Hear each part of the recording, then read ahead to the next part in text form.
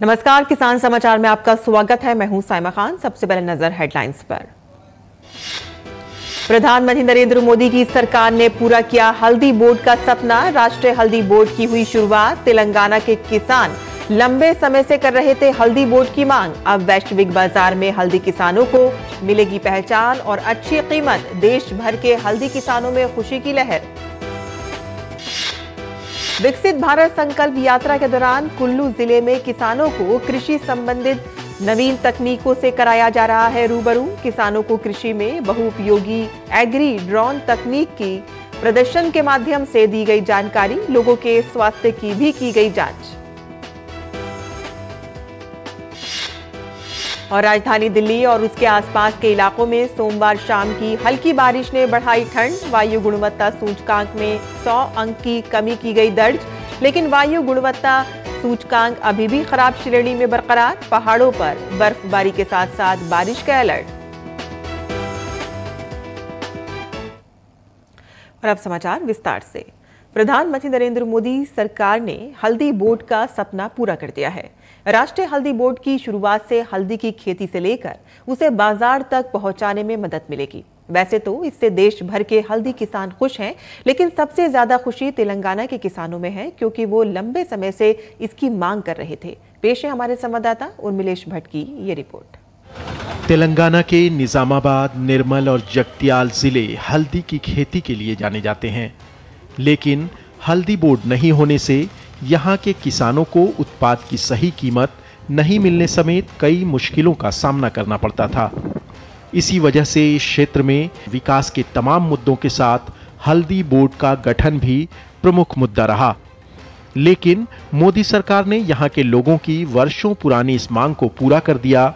इसी मांग के चलते करीब 12 साल बाद चप्पल पहनने वाले निजामाबाद के किसान मनोहर रेड्डी समेत इस इलाके के हल्दी किसान बेहद खुश हैं। हल्दी के बोर्ड से किसान लोगों तो खुशी है। रेट के बारे में हमारे को रेट दिया तो अच्छा रहते थे बोल रहे किसान लोग 15,000 रुपये क्विंटल को। कांग्रेस वाले बोले हल्दी का बोर्ड देना बोल तो हमारे से नहीं होता बोल के बोले। बीजेपी वाले बोलते थे हमारा गवर्नमेंट आए तो बराबर हमारा गवर्नमेंट आए तो बोर्ड देते बोल के बोले। मैं मेरे जीता है तो हल्दी का बोर्ड सैंक्शन करते बोल के बोले। वो बात नहीं निभाए।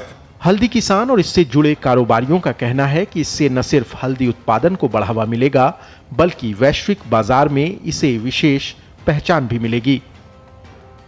एक जमाने में जो चावल आता था, गेहूं आता था, साल में 1 क्रॉप आती थी, आज 2 क्रॉप आ रही है। तो हो सकता है हल्दी की भी कम से कम साल में 1 क्रॉप आ रही है, 2 बार आना शुरू हो जाए तो प्रोडक्शन बढ़ेगा, तो किसान की आमदनी बढ़ेगी। कोई भी पार्टी आने तो एक टर्मरिक बोर्ड नहीं लगाया, अभी लगा रहे हैं। मोदी साहब आने के बाद दिया ना, किसान लोग खुशी है और जल्दी आके और हल्दी लगा के खुशी होता है। जानकार भी मानते हैं कि हल्दी बोर्ड के गठन से न सिर्फ तेलंगाना के किसानों के जीवन में बड़ा बदलाव आएगा, बल्कि इस विधानसभा चुनाव में जब मतदाता वोट डालने जाएगा तो हल्दी बोर्ड जैसे महत्वपूर्ण फैसले जरूर उसके जहन में होंगे। पार्लियामेंट कॉन्स्टिट्यूंसी के अंदर जो कुछ सीट्स करीमनगर डिस्ट्रिक्ट में आते हैं, कुछ बगल के जगतियाल डिस्ट्रिक्ट में भी आते हैं, तो इसका फ़ायदा होगा। और ये पूरे जो हल्दी के फार्मर्स है वो पूरे एरिया में है, तो उनको डेफिनेटली काफ़ी फ़ायदा होगा इससे। निजामाबाद के अधिकांश क्षेत्रों में हल्दी किसान निर्णायक मतदाता हैं। और आगे बढ़ते हैं, जहां राजधानी दिल्ली और उसके आसपास के इलाकों में सोमवार शाम हुई हल्की बारिश ने ठंड बढ़ा दी है। केंद्रीय प्रदूषण नियंत्रण बोर्ड के अनुसार महज 10 घंटे के भीतर दिल्ली के वायु गुणवत्ता सूचकांक में 100 अंक की कमी दर्ज की गई है, लेकिन अभी भी ये खराब श्रेणी में बरकरार है। केंद्रीय प्रदूषण नियंत्रण बोर्ड के अनुसार दिल्ली का वायु गुणवत्ता का स्तर 350 दर्ज किया गया है।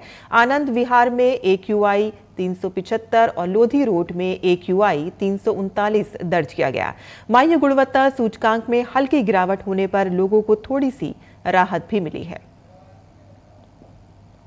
आज घूमने का आनंद आएगा असली, क्योंकि आज मौसम भी बहुत अच्छा हुआ। बारिश की वजह से बहुत कुछ मौसम साफ हो गया, लेकिन ऐसा है जैसे पहाड़ों का मौसम हो रखा। अभी बहुत अच्छा महसूस हो रहा है आज। पहले से कुछ राहत है, पहले पोल्यूशन जो था बहुत था, अब बारिश होने से तो ठीक है थोड़ा सुबह, पहले निकलते थे उससे सांस लेने में दिक्कत होती थी, जो बारिश पड़ी है ना उससे बहुत राहत मिली है। देखो कुछ राहत मिलनी चाहिए बट अभी तो मुझे लगता नहीं है, बिकॉज अभी भी स्मॉग दिखता है। आई डोंट नो कैसे दिन में प्रोग्रेस होगा, उम्मीद करता हूँ अच्छा होना चाहिए। वहीं पहाड़ों पर अब बर्फबारी का दौर तेज होने लगा है। केदारनाथ, बद्रीनाथ, हेमकुंड साहिब समेत पिथौरागढ़ की ऊंची चोटियों में आज बर्फबारी हुई है और इसके लिए मौसम विभाग की ओर से येलो अलर्ट जारी किया गया है। बर्फबारी के साथ साथ पहाड़ों पर बारिश का भी अलर्ट जारी किया गया है। देहरादून में भी ठिठुरन बढ़ गई है। आगे बढ़ते हैं, जहां सरकार द्वारा कृषि की नई तकनीकों को बढ़ावा दिया जा रहा है। इसी क्रम में सरकार कृषि ड्रोन के माध्यम से कीटनाशक दवाओं एवं उर्वरक के छिड़काव के लिए किसानों को प्रोत्साहित कर रही है। यहां तक कि ड्रोन खरीद एवं ड्रोन के उपयोग पर भी सरकार द्वारा किसानों को भारी अनुदान दिया जा रहा है। इसी क्रम में सरकार द्वारा शुरू की गई पहल विकसित भारत संकल्प यात्रा के माध्यम से किसानों के खेतों में ड्रोन से नैनो डीएपी एवं नैनो तरल यूरिया का छिड़काव किया जा रहा है और इसका उद्देश्य देश में कृषि की लागत को कम करना एवं किसानों की आमदनी को बढ़ाना है। इसी क्रम में सरकार द्वारा शुरू की गई पहल विकसित भारत संकल्प यात्रा के माध्यम से किसानों के खेतों में ड्रोन से नैनो डीएपी एवं नैनो तरल यूरिया का छिड़काव किया जा रहा है। इस यात्रा के तहत झारखंड के जनजातीय बहुल 9 जिलों के विभिन्न ग्राम पंचायतों के किसानों के खेतों में खड़ी फसल आलू, मटर, गेहूं, मक्का, सरसों, अरहर आदि में इफ्को नैनो उर्वरक यूरिया एवं डीएपी का स्प्रे ड्रोन के द्वारा किया जा रहा है और साथ ही किसानों से इस विषय पर बातचीत कर उनका अनुभव भी सुना जा रहा है।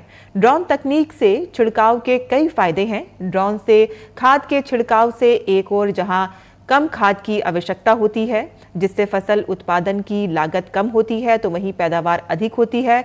ड्रोन से उर्वरक का छिड़काव करने से पौधे के पत्तों के ऊपरी और निचले हिस्से दोनों में स्प्रे होता है और इससे पौधों को ज्यादा मात्रा में पोषक तत्व मिलते हैं और पौधों की ग्रोथ परंपरागत खेती की तुलना में बेहतर होती है।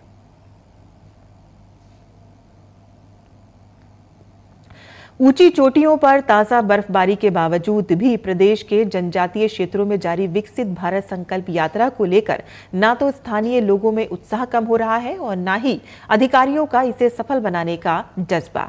जनजातीय जिले लाहौल स्पीति में बर्फबारी के बीच भी यात्रा बिना किसी बाधा के जारी है। वहीं कुल्लू जिले में किसानों को यात्रा के दौरान कृषि संबंधी नवीन तकनीकों से भी रूबरू करवाया जा रहा है। संकल्प यात्रा के दौरान किसान बागवानों को कृषि में उपयोगी ड्रोन तकनीक की जानकारी दी गई। 15 नवंबर से शुरू विकसित भारत संकल्प यात्रा प्रदेश की ऊंची चोटियों पर बर्फबारी में भी पूरे उत्साह के साथ जारी है। प्रदेश में जारी संकल्प यात्रा के बीच जनजातीय क्षेत्र काजा और केलोंग में ताजा हिमपात हुआ है। इन क्षेत्रों में तापमान -6 डिग्री से -8 डिग्री तक गिर चुका है। लाहौल स्पीति जिले की ग्राम पंचायत कारदंग और बरबोग में जब विकसित भारत संकल्प यात्रा का रथ पहुंचा तो वहां सड़कों में पानी जमा था। बावजूद इसके यात्रा जारी रही। कड़ाके की ठंड के बावजूद यात्रा के लिए स्थानीय लोगों का भारी समर्थन देखने को मिला। अब तक लाहौल की 6 पंचायतों तक रथ यात्रा पहुंची है और कल तांदी व वारपा पंचायत में ये रथ यात्रा पहुंचेगी।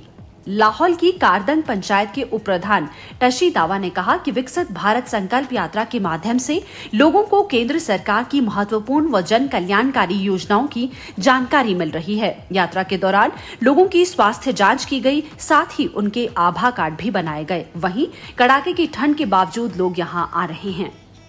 मोबाइल वैन के तहत हमें विकसित भारत की योजनाओं के बारे में काफ़ी जानकारी मिली है, जिसमें डिस्प्ले में दिखाया गया है कि स्क्रीन में दिखाया है कि क्या क्या स्कीमें हैं, आने वाली क्या क्या स्कीमें हैं। जो स्कीमें हुई, जैसे हर घर जल योजना वगैरह है, इनके बारे में जानकारी मिली। कुछ एक स्कीमों का पर अमल भी हुआ है और आने वाले स्कीमों के बारे में हमें जानकारी मिली है।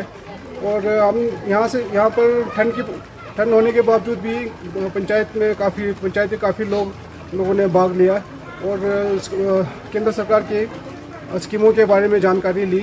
साथ में ये हेल्थ डिपार्टमेंट का भी काफ़ी अच्छा योगदान कह सकते हैं। उन्होंने यहाँ पर पब्लिक के हेल्थ के बारे में जानकारी ली। लोगों ने बीपी, शुगर वगैरह जो ठंड के मौसम में खांसी जुकाम रहती है, तो उसके बारे में चेकअप कराया, दवाई डिस्ट्रीब्यूट किए, साथ में आभा कार्ड वगैरह उनका लिंक करने के लिए लोगों को जानकारी दी, उनकी महत्व क्या ज़रूरी है, कितना महत्वपूर्ण है, उनके बारे में भी जानकारी दी। और कई लोगों का ये आभा कार्ड लिंक किया। इसके लिए मैं केंद्र सरकार का धन्यवाद भी करना चाहता हूँ, साथ में ये हेल्थ डिपार्टमेंट का भी धन्यवाद करना चाहता हूँ। कुल्लू जिले की मोहल पंचायत पहुंचने पर लोगों को विकसित भारत संकल्प यात्रा में केंद्र सरकार की जन कल्याणकारी योजनाओं की जानकारी दी गई। इस अवसर पर किसानों को कृषि की बहुउपयोगी एग्री ड्रोन की जानकारी प्रदर्शन के माध्यम से दी गई, जिसे लोगों ने खूब सराहा है। मोहल पंचायत में विकसित भारत यात्रा के तहत आज यहाँ पर जानकारी दी गई और इसमें बहुत से विभागों से लोग आए थे। उन्होंने अपने विभाग के द्वारा जो भी उनके पास जानकारी थी, जो भी लाभ थे, वो सभी लोगों को बताए। हमारी पंचायत में आयुष्मान कार्ड भी बने हैं, आभा कार्ड भी बन रहे हैं, जिससे लोगों को अपना इलाज कराने में आसानी हो सके। आज हमने यहाँ पर एग्री ड्रोन का डेमोन्स्ट्रेशन दिया है सबको। ये एग्री ड्रोन काफ़ी यूज़फुल है। इससे हम फर्टिलाइज़र्स और जितने केमिकल्स हैं उनका ड्रोन के ज़रिए छिड़काव कर सकते हैं। और बेसिकली ये जो एग्री ड्रोन है, इससे हम लगभग 10 मिनट में 1 एकड़ तक की जो फार्म लैंड है उसको कवर कर सकते हैं। इसको ख़रीदने के लिए सरकार के द्वारा काफ़ी तरह की सब्सिडीज़ भी दी जा रही हैं, जिसका किसान लाभ उठा सकते हैं। सरकार ने लोगों के कल्याण के लिए अनेक प्रकार की योजनाएं शुरू की है, तो बहुत सारी योजनाओं को लोगों को लाभ भी मिल रहा है, लेकिन कहीं जागरूकता की कमी के कारण, कहीं हमारी अपनी कमी के कारण 100% लोगों को अभी तक ये लाभ नहीं मिल रहा है। अनेक ऐसी योजनाएं थी, जब से ये विकसित भारत संकल्प यात्रा चली है, हमें भी यहीं आके कई तरह की योजनाओं का पता चला। निश्चित रूप से प्रदेश के विभिन्न भागों में कड़ाके की ठंड के बावजूद विकसित भारत संकल्प यात्रा में लोगों का यात्रा को लेकर खासा उत्साह है, जिसके चलते विकसित भारत संकल्प यात्रा केंद्र की जन कल्याणकारी योजनाओं को लोगों को पहुंचाने में कामयाब हो रही है। और देश की जनता को केंद्र सरकार की कल्याणकारी योजनाओं की सूचना और लोगों तक उसके लाभ को पहुंचाने के मकसद से शुरू की गई विकसित भारत संकल्प यात्रा का आगाज दक्षिण भारत के राज्यों में भी जारी है। विकसित भारत संकल्प यात्रा के जरिए दक्षिण भारतीय राज्य कर्नाटक के दूर दराज के गांव और ग्रामीण आदिवासी इलाकों के लोगों को जागरूक किया जा रहा है।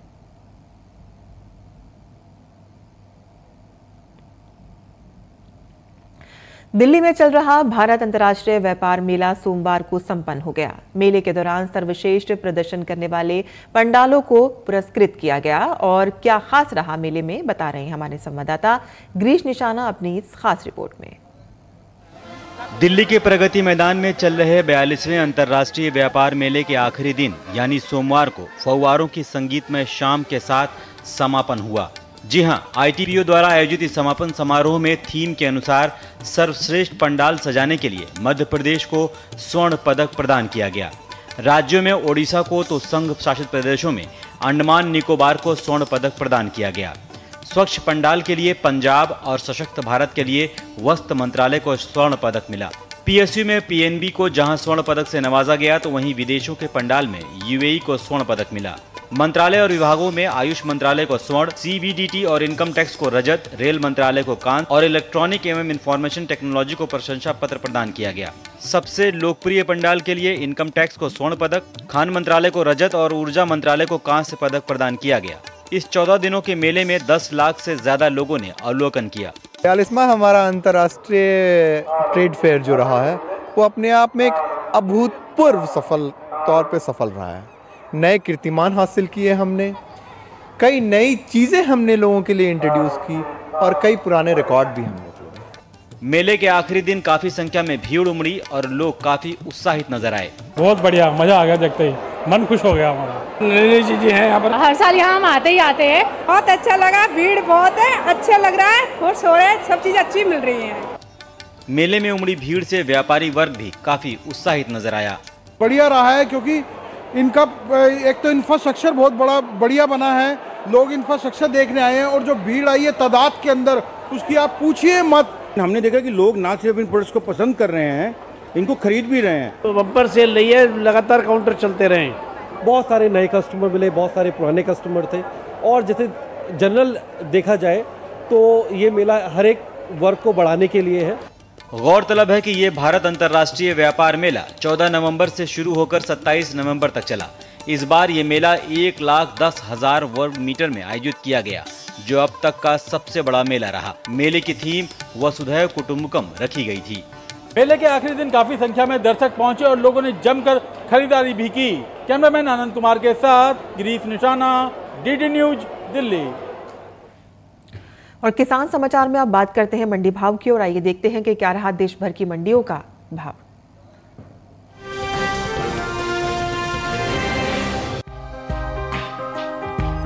कृषि उपज मंडियों में इन दिनों प्याज की आवक सामान्य बनी हुई है। भाव की बात करें तो सोमवार को राजकोट, आजमगढ़ और लालगंज मंडी में प्याज के सौदे अच्छी खासी बढ़त के साथ हुए, जबकि खैर मंडी में इस दौरान प्याज के भाव में नरमी देखने को मिली। एग मार्केट के मुताबिक गुजरात की राजकोट मंडी में प्याज का कारोबार तेजी के साथ हुआ। यहां 25 नवंबर को प्याज का भाव था 2,500 रुपए। 27 नवंबर को प्याज का भाव 455 रुपए उछलकर भाव 2,955 रुपए हो गया। उत्तर प्रदेश की आजमगढ़ मंडी में भी प्याज के सौदे बढ़त के साथ हुए। यहां 25 नवंबर को प्याज का भाव 60 रुपए चढ़कर 3,800 रुपए से 3,860 रुपए हो गया। उत्तर प्रदेश की लालगंज मंडी में तेजी का सिलसिला जारी रहा। 25 नवंबर को प्याज का भाव रहा 3,200 रुपए। 27 नवंबर को इसमें 50 रुपए की तेजी आई और भाव 3,250 रुपए क्विंटल पर जा पहुंचा। जबकि उत्तर प्रदेश की ही खैर मंडी में इस दौरान प्याज के सौदों में नरमी के साथ कारोबार हुआ। यहां 25 नवंबर को प्याज का भाव था 3,340 रुपए। 27 नवंबर को इसके सौदे 120 रुपए लुढ़क कर 3,220 रुपए पर हुए। इस साल घरेलू स्तर पर प्याज की उपज में कमी देखने को मिल सकती है। कृषि मंत्रालय की ओर से बागवानी फसलों के लिए जारी पहले अग्रिम अनुमान के मुताबिक देश में प्याज की उपज बीते साल से कम होने की उम्मीद है। साल 2022-23 के दौरान प्याज की कुल उपज 31.01 मिलियन टन रहने का अनुमान जताया गया है, जबकि बीते साल प्याज की कुल पैदावार 31.69 मिलियन टन रही थी।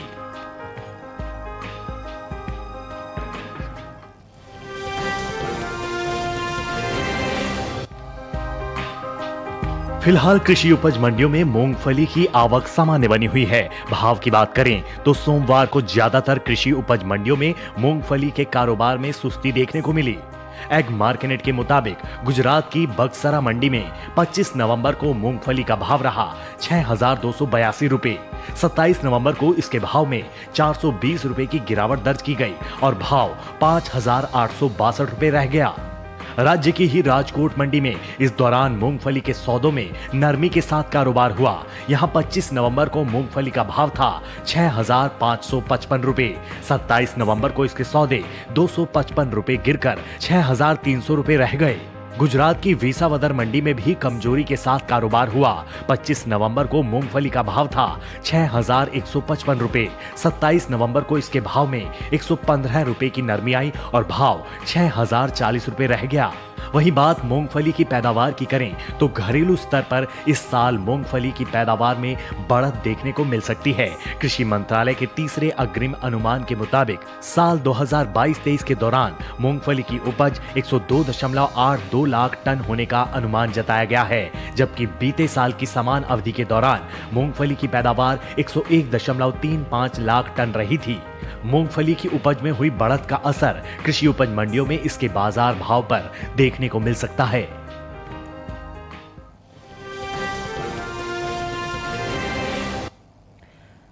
और मंडी खबर के बाद अब बात करते हैं मौसमी खेती की। किसान इस मौसम में कैसे रखें अपनी खेती का ख्याल, आइए देखते हैं।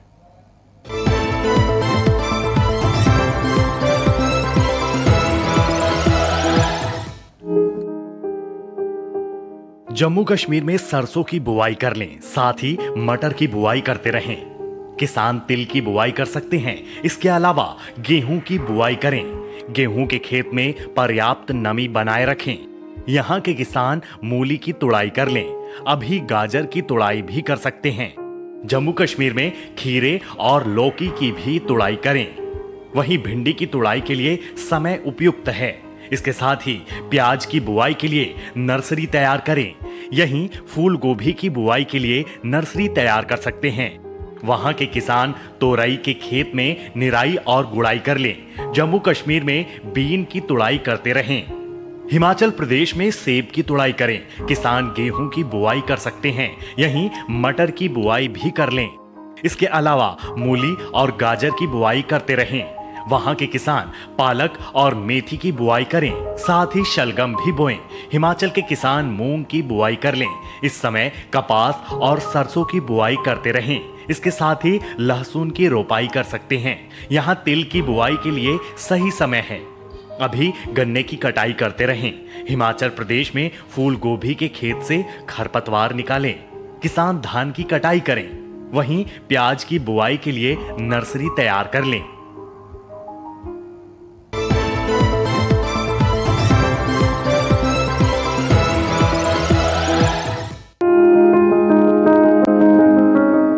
रबी सीजन के दौरान तिलहनी फसलों में सरसों का महत्वपूर्ण स्थान है। सरसों को पानी की कम जरूरत होती है, यानी सीमित सिंचाई की दशा में भी ये अधिक लाभदायक है। उन्नत विधियां अपनाकर अधिक पैदावार ली जा सकती है। इसके लिए दोमट मिट्टी सबसे उपयुक्त मानी जाती है। सरसों के खेत में पानी नहीं ठहरना चाहिए। खेत में जल निकासी की उचित व्यवस्था होनी चाहिए। 1 हेक्टेयर बुआई के लिए 3 से 4 किलो बीज काफी है।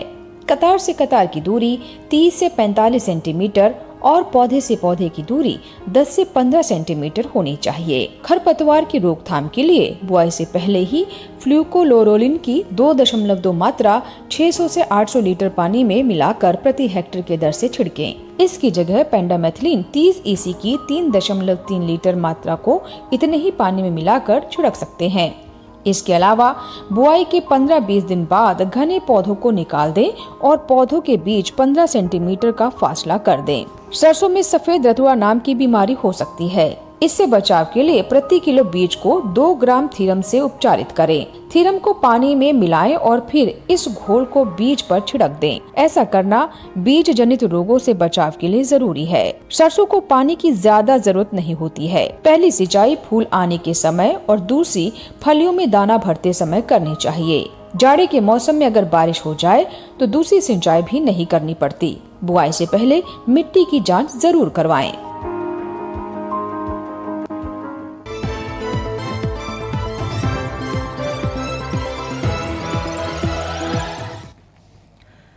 और खेती किसानी से जुड़ी खबरों के बाद आइए अब नजर डालते हैं कुछ और खबरों पर। खास खबर में चुनाव आयोग ने तेलंगाना में चुनाव के बीच विज्ञापन देने पर कर्नाटक सरकार से स्पष्टीकरण मांगा है। चुनाव आयोग ने आज कर्नाटक की कांग्रेस सरकार से जवाब दाखिल करने को कहा है। चुनाव आयोग ने कर्नाटक सरकार से तेलंगाना में ऐसे विज्ञापनों को तुरंत रोकने के आदेश भी दिए हैं। आयोग ने इसे आचार संहिता का उल्लंघन माना है। आयोग ने कहा कि इस मामले में किसकी अनुमति से इस तरीके के विज्ञापन चुनाव वाले राज्य में प्रकाशित करवाए गए। केंद्रीय मंत्री पीयूष गोयल ने तेलंगाना चुनाव पर कहा कि तेलंगाना में भाजपा जीतेगी और जीतने के बाद डबल इंजन सरकार राज्य को विकसित बनाने में कोई कसर नहीं छोड़ेगी। भाजपा यहां से भ्रष्टाचार तुष्टीकरण की राजनीति को खत्म कर यहां सुशासन स्थापित करेगी। उत्तर प्रदेश के मुख्यमंत्री योगी आदित्यनाथ ने उत्तर प्रदेश विधानसभा के शीतकालीन सत्र शुरू होने से पहले कहा कि इस सत्र में अनुपूरक बजट के साथ ही विधायी कार्य जो लंबित हैं वो पूरे होंगे और आज से शुरू हुआ शीतकालीन सत्र 1 दिसंबर तक चलेगा। केंद्रीय महिला एवं बाल विकास मंत्री स्मृति जुबैन ईरानी ने दिव्यांग बच्चों के लिए आंगनबाड़ी प्रोटोकॉल जारी किया और इसके तहत दिल्ली के विज्ञान भवन में राष्ट्रीय कार्यक्रम का आयोजन किया गया। ये पहल मिशन सक्षम आंगनबाड़ी और पोषण 2.0 के पोषण भी पढ़ाई भी कार्यक्रम को नई रफ्तार देने के लिए है। सुप्रीम कोर्ट ने महाराष्ट्र सरकार पर 12,000 करोड़ रुपए का जुर्माना लगाने के नेशनल ग्रीन ट्राइब्यूनल के आदेश पर रोक लगा दी है। एनजीटी ने महाराष्ट्र सरकार को ठोस और तरल कचरे का ठीक प्रबंध नहीं करने पर पर्यावरण मुआवजे के रूप में 12,000 करोड़ रुपए का भुगतान करने का निर्देश दिया था। केरल के कोल्लम जिले के पुयप्पल्ली इलाके से एक 6 साल की लड़की का अपहरण हुआ है। लड़की का अपहरण ट्यूशन जाते वक्त किया गया। पुलिस ने मामले की जानकारी देते हुए बताया है कि लड़की का अपहरण शाम को किया गया था और इसके बाद बच्ची के मां को 5 लाख रुपए की फिरौती का फोन भी आया।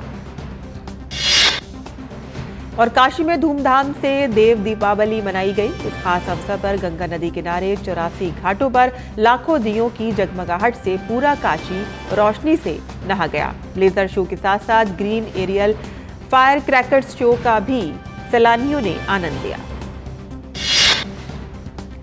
जम्मू एंड कश्मीर राइफल्स के जबलपुर स्थित मुख्यालय में री-यूनियन मीट का आयोजन किया गया। कार्यक्रम में Jammu and Kashmir rifles regiment के कर्नल ऑफ द रेजिमेंट और सेना की उत्तरी कमान के प्रमुख लेफ्टिनेंट जनरल उपेंद्र द्विवेदी शामिल हुए।